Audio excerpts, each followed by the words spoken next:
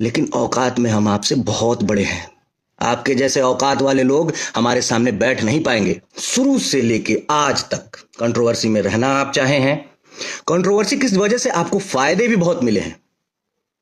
आप आज की डेट में इंडस्ट्री में हैं तो सिर्फ और सिर्फ बिकॉज ऑफ कंट्रोवर्सी। कंट्रोवर्सी से ही आपको फायदा मिला है।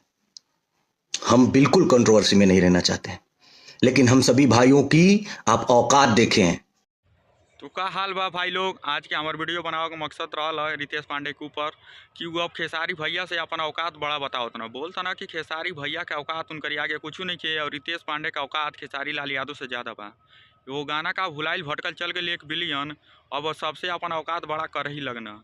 इहो बात बोलता ना कि खेसारी लाल यादव का गाना कंट्रोवर्सी से चलेला, बिना कंट्रोवर्सी कैले उनकर एको गाना चलबे ना करेला। तो इतिहास गवाह बा भाई, उनकर एक से बढ़कर एक रिकॉर्ड भी बा, आप लोग जरूर देखे ली लो।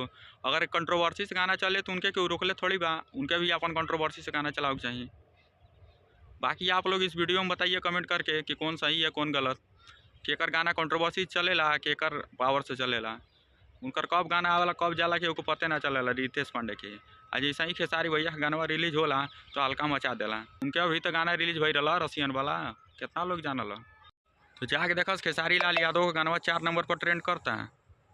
मिला लिया औकात, केकर औकात कितना ज़्यादा बा, केकर रिकॉर्ड के कितना बड़ा रिकॉर्ड बनैले बा।